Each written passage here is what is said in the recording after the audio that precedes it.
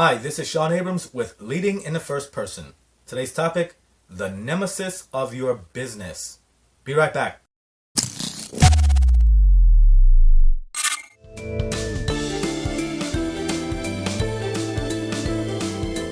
And we're back. Before we get to today's topic and before we find out who impacted the leaderboard this week, I want to do some updates. Item 1. This is the third video and it marks the end of phase 1 of the series. Whenever I start a new endeavor, I want to pilot it to find out what works and grow that responsibly. So we've successfully completed that with this video. And so I call that the pilot phase. The second phase begins with the fourth video, and that is due out soon. That I like to call the proving grounds. It's just I want to continue refining the production and the content. The third phase will begin sometime next year, and that's the last phase, and I call it the last phase. All right, item 2. I have a special surprise for you. I am doing a holiday album. I know you're like, what? People who write motivational books and do motivational interviews don't do albums. I know, it's a departure from the norm, but we're making a new norm. Greatness is not spawned from normalness. And so we must depart from that level of normalness and find a new comfort zone. You know, we all have a measure of success, and we should be congratulated for this. But I don't want my success to be measured by the norm. I want it to be even that the instruments used to measure my success cannot be normal. All right, the holiday album. It's going to be cool. Not C-O-O-L. K-E-W-L is what it will be. And best of all, it's free for you because it's a gift from me. And it's just a small token of my appreciation. All right, item 3, feedback. Almost everyone said they loved the first video, except for the phone ringing in the background.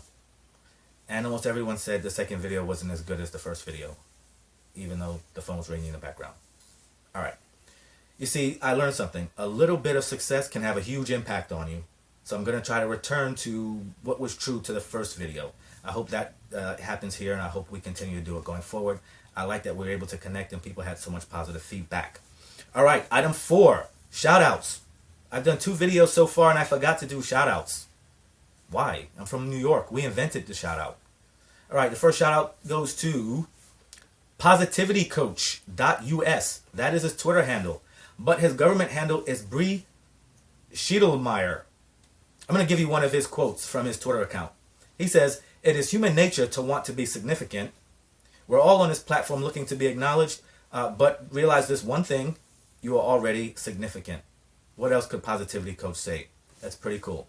We'll hear more about him in upcoming videos as well. And Galadriel Grace.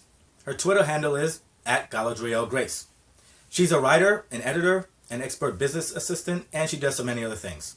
You'll learn more about her in the next video, so stay tuned. Now, staying tuned in or in touch is important for my work. To do this, I'll use my cell phone. And surprisingly, I'm not using my cell phone to make business calls. I'll text, I'll email, and I'll send posts. So the fact that a phone can make calls is not the number one feature for me. Nowadays, top features on a cell phone include 2 cameras on the back or even a fingerprint sensor. You know what else is a popular feature on cell phones? Cracked screens. How many of us have a cracked screen on our cell phone? Raise your hand. Yeah. I have a crack on my cell phone screen too. But it hasn't stopped the functionality. In fact, the crack is just a blemish. I was able to use that same phone to make a post on a social media site. That post was a graphic about a survey I conducted. I asked 100 people how well they knew their managers. The answers I received were at the extremes of the choices I gave. Many people said they knew their managers for a year or more, and they also reported that they only knew their managers somewhat. Those who responded that they've known their managers for a short time also reported that they knew their managers well. Weird, right? I had to share this with other leaders. And I did this. I sent a post to a certain professional social media site. I thought it could help them with their relationships with their direct reports or their engagement with their direct reports.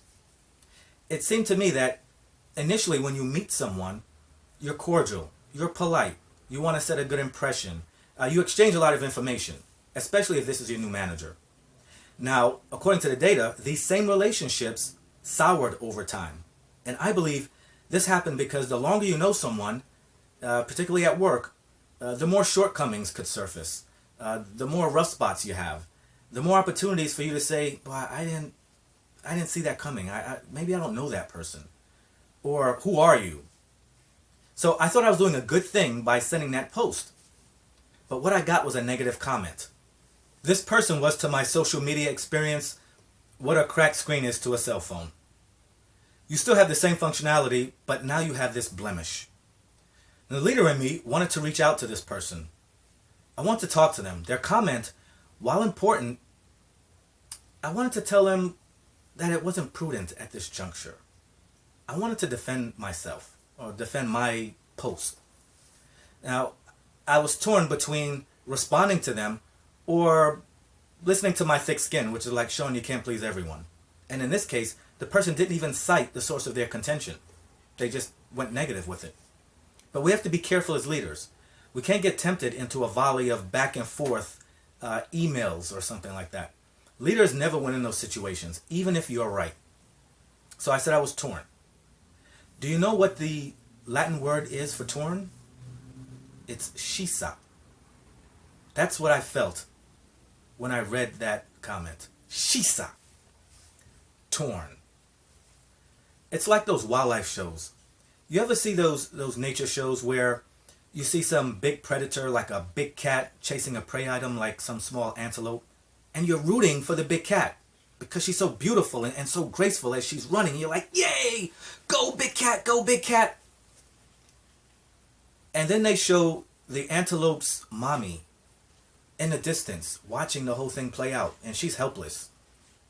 Then you feel bad for her because you know it's her baby that the big cat is going to kill. And you're like, "Oh no! Run, baby antelope! Run! Run!" And then they show the big cat's cub hiding in the bushes. Big eyes, big head, skinny thin body, ribs showing. And the narrator says, "The baby cub will surely perish if his mother does not kill and feed it tonight." You're like, "Oh." Now you're back to rooting for the big cat. Go big cat. You're torn. That's kind of how I felt. I was torn. Shisa. Before we get to the leaderboard, let's talk about how selection is made. The leader that is selected must have a leadership model with proven success. They must also share this leadership model with businesses, whether they be for-profit or not. And finally, they must give back to the community in the form of advocacy or mentoring others. Let's see who impacted the leaderboard this week. It's Sonia White. Sonia is the owner of Dream Development LLC. Dream Development LLC provides the development dreamers need to design, fund, and execute their ideas. Through creative strategies, innovative program design, and results-driven project management, Dream Development helps clients establish legacies. Examples of legacy endeavors include an award-winning documentary, a best-selling book, a mobile pantry, an educational endowment, and a beverage startup, among other things. Impact is our superpower, is what the company says. Making unique connections, aligning resources, and maximizing potential are hallmarks of the Dream Development experience. You should know that this year marks the company's 15th year anniversary, and to celebrate, they're offering a 15-minute free consultation. If you want to send Sonia a congratulatory email, you can send it to sonia@dreamdevelopment.com. If you want to visit her website, you can visit it at dreamdevelopment.com. Congratulations, Sonia, and we appreciate you. And now for our topic, the nemesis of your business. In short, the nemesis of your business, it involves people, but it's not so much that the people are the nemesis or our nemesis is. It's their emotions / feelings. Now you're going to say, "Abrams, you can't separate them. They're all one and the same." Well, true, for all intents and purposes, this is true. However, a leader has to be able to, with their mind's eye, separate the person from the problem. This is important, but let's give this example. Let's say a certain man who enjoys a pleasant disposition was provoked to anger by an unpleasant person. And it caused the man who was provoked to lash out, to act out of character.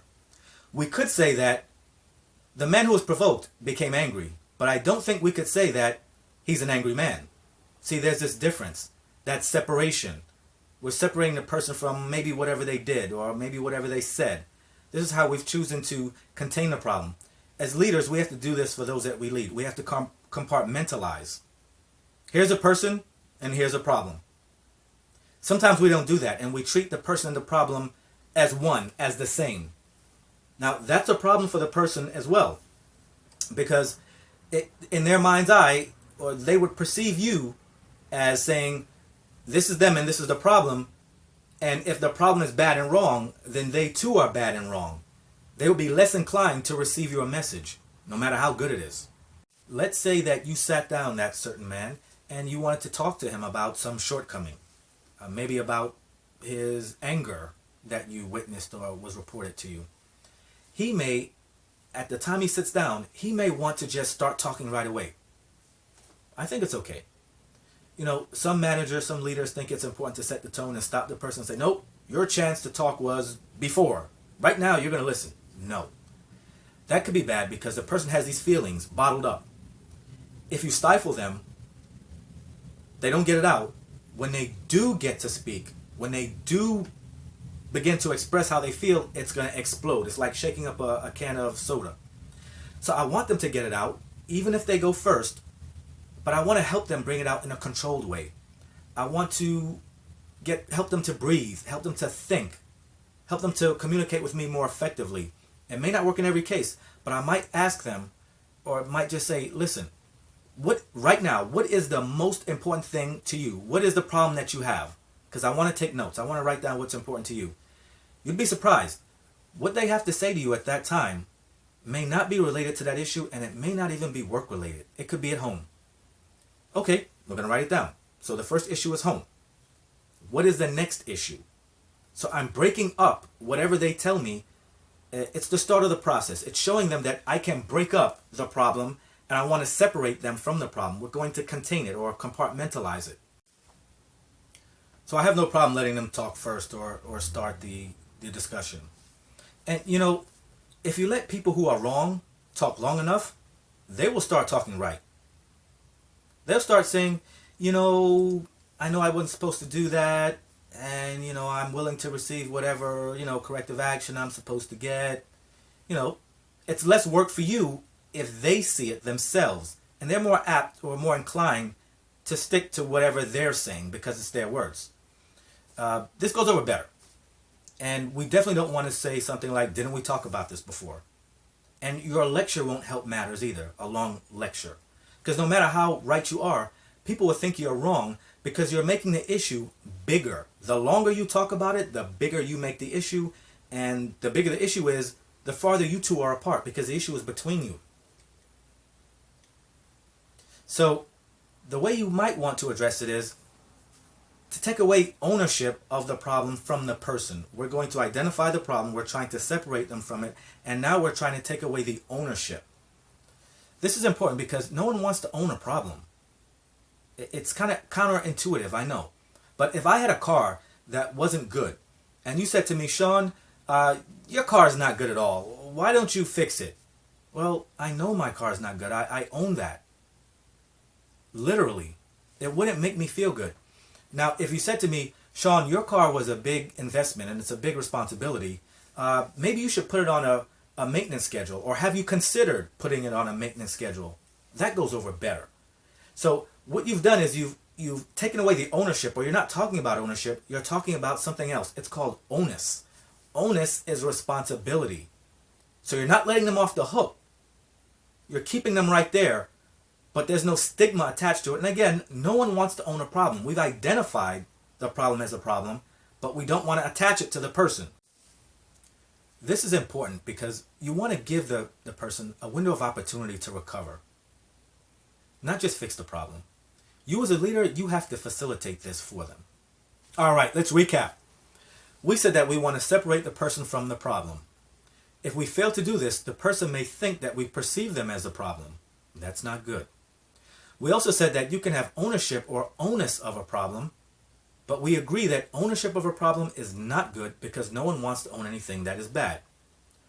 Onus of a problem is okay. That's responsibility. We're being responsible for the problem. Another name for the word onus is tax. I like that. Well, I don't like paying taxes, but it's a good analogy. You see, we all pay city, state, and federal tax, but we don't own the government. You see? Alright, if you like this video, indicate so by liking the video. Please subscribe to the channel, Abrams 360 Media, and share this video with those in your social media circles. I appreciate you. I'm Abrams. You're awesome. Thank you for leading in the first person.